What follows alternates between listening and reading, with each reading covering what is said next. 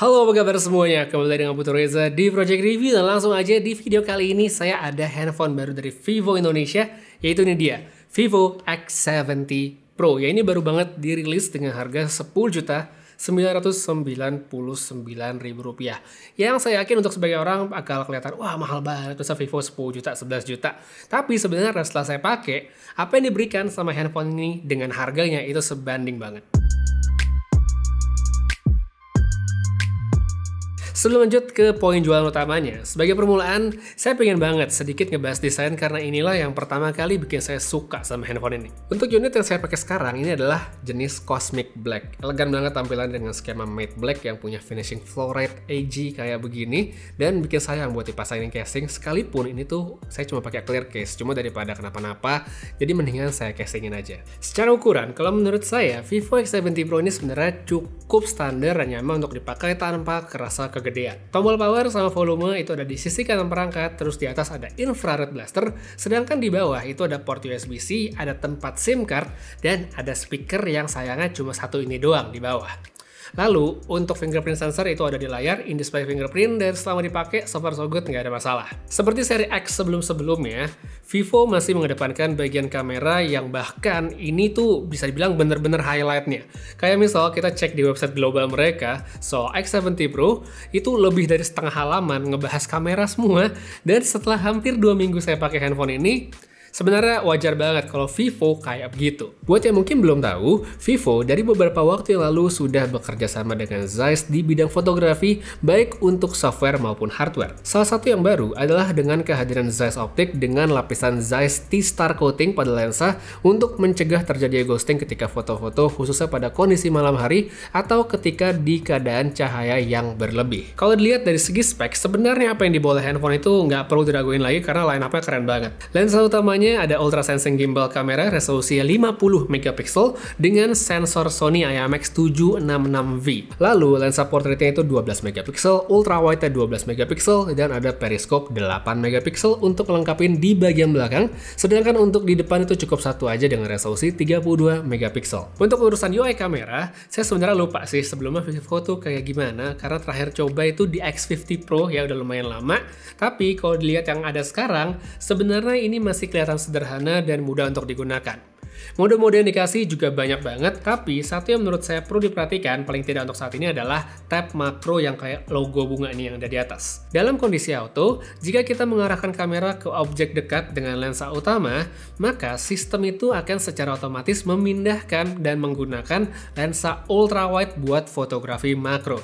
Buat saya ya pribadi, ini sebenarnya lebih baik dimatiin karena seringan pas saya pengen foto yang deket-deket itu malah otomatis pindah ke makro yang bukan membantu tapi yang ada malah ganggu. Tapi ya saya juga nggak bisa bilang semuanya bakal keganggu, jadi ya kembali lagi pada preferensi masing-masing. Lanjut, langsung kita lihat hasil fotonya. Satu hal yang stand out banget dari tiap foto yang diambil lewat Vivo X70 Pro adalah ketajamannya. Ini tuh konsisten banget ditunjukkan pada berbagai macam foto, khususnya untuk objek yang dekat seperti makanan, tanaman, atau bulu kucing yang detailnya itu kompleks. Aperture lebar juga bikin bokeh natural itu kelihatan bagus, tapi nggak bikin fokusnya jadi tipis, jadi ya nggak sulit untuk dapetin hasil yang bagus. Buat sebagian orang, mungkin apa yang ada di sini akan kelihatan agak terlalu tajam, tapi buat lebih banyak casual user yang pengen foto, langsung jadi bagus tanpa perlu diedit banyak-banyak.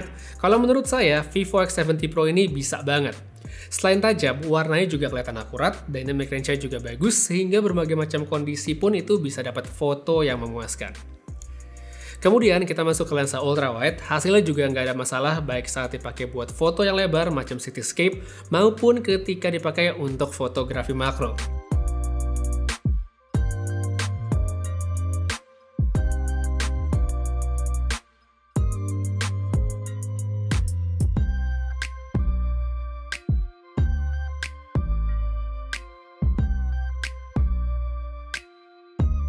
Performa dari lensa periskop juga saya lihat di sini bagus, entah itu yang 2 maupun 5x, dan detail yang ditangkap sebenarnya udah lebih dari cukup buat dikatakan bagus.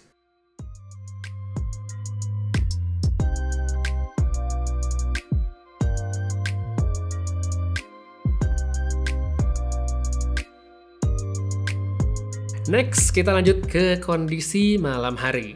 Di sini, kamera Vivo X70 Pro lagi-lagi memberikan performa yang bagus. Looks tajamnya itu masih dapet meskipun sedikit turun di detail yang wajar, tapi untuk sebuah handphone yang saya ajak jalan malam foto-foto, hasilnya ini sebenarnya nggak ada yang jelek.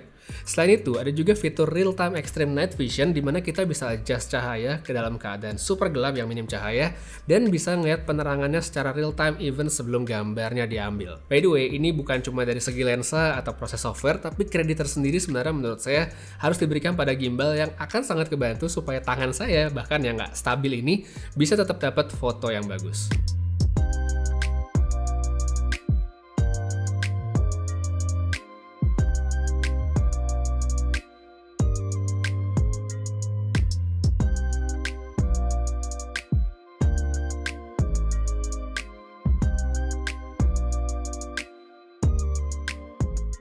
Dan satu lagi sebelum kita lanjut ke bagian video, saya perlu ngomongin kamera depan karena ini emang adalah salah satu hal yang dari dulu juga diunggulkan oleh Vivo.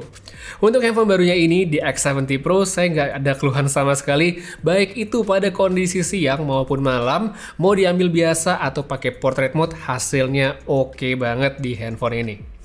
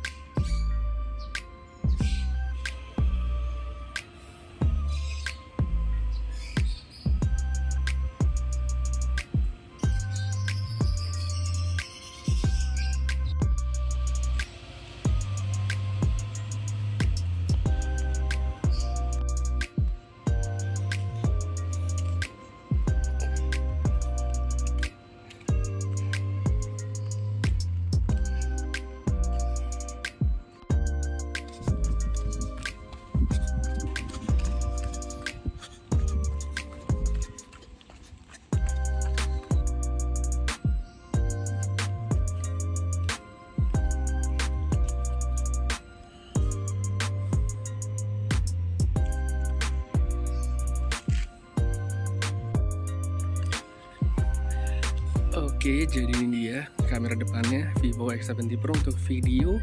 Dia nggak ada opsi stabilisasi di bagian depan ini ya. Jadi kalau dipakai jalan seperti ini hasilnya. Menurut kamu gimana? Oke atau enggak? Audio juga bisa langsung didengar. Tulisnya pendapatnya pada kolom komentar di bawah.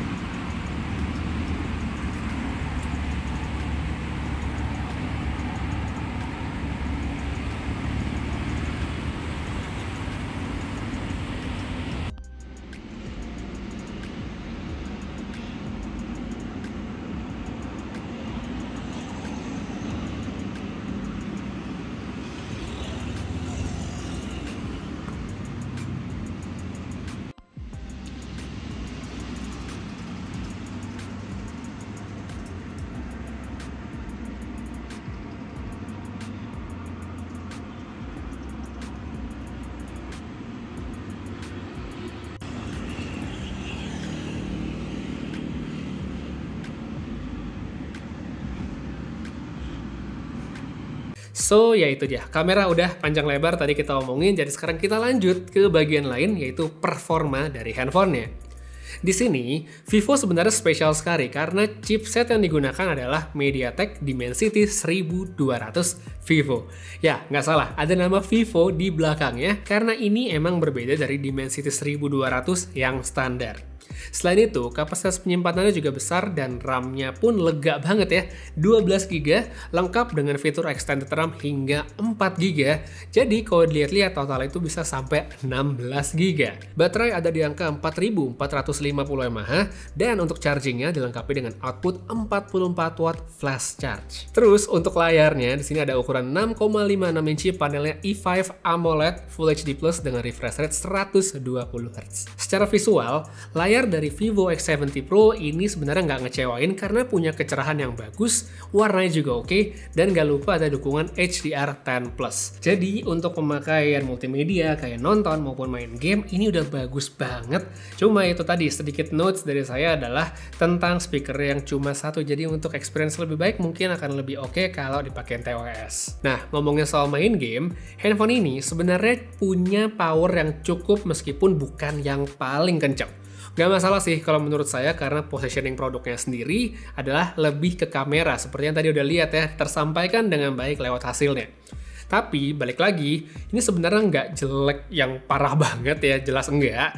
Dan saya sebenarnya masih bisa push rank main Pokemon dengan nyaman selama berjam-jam lewat handphone ini. Oleh karena itu, buat user yang tidak memprioritaskan gaming kelas berat, saya yakin bakalan puas. Apalagi buat user yang sama sekali bukan gamer, alias cuma pakai handphone buat sosmed sama chatting, browsing, dan segala macamnya, saya cukup yakin nggak ada masalah, semuanya bisa lancar. Daya tahan baterai dari handphone ini juga ternyata surprisingly bagus untuk kapasitas yang standar Android masa kini bisa dibilang nggak gede. Standby-nya itu bisa 1,5 hari, dan screen on time-nya bisa di atas 7 jam, dan itu konsisten dari pemakaian saya yang dominan untuk nonton sama main game. Lalu, sedikit juga untuk bagian software bagi yang mungkin nggak familiar dengan handphone Vivo, kustomisasinya masih dengan Vantage OS ya, sekarang dengan versi Vantage OS 12, yang kalau dari seingat saya sebenarnya udah kelihatan lebih bagus dari yang dulu, meskipun ada beberapa bagian yang menurut saya bisa sederhanakan lagi, seperti misalnya di bagian tab setting, tapi overall sebenarnya udah so far so good, nggak ada masalah.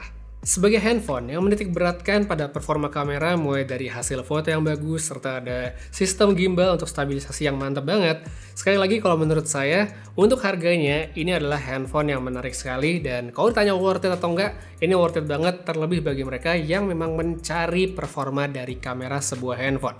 Untuk casual user juga sebenarnya masih oke banget malah. Tapi buat heavy user apalagi buat gamer, kalau menurut saya sih pasti skip ya. Tapi ya wajar karena memang positioning produknya bukanlah handphone untuk gaming. Jadi ya cocok atau tidaknya, worth it atau tidaknya itu kembali lagi pada pemakaian masing-masing. Karena kalau buat yang cari kamera, menurut saya sih bakalan happy dengan apa yang diberikan Vivo X70 Pro. Jadi buat kamu yang mungkin tertarik ya, kira-kira ngerasa cocok, link pembelian atau detail produknya udah saya taruh pada kolom deskripsi di bawah. Untuk sekarang kayak segitu aja dulu. Terima kasih banyak nonton reviewnya sampai habis, semoga ngebantu. Putri Reza pamit, sampai ketemu lagi di video berikutnya. Jaga kesehatan selalu dan seperti biasa, have a nice day.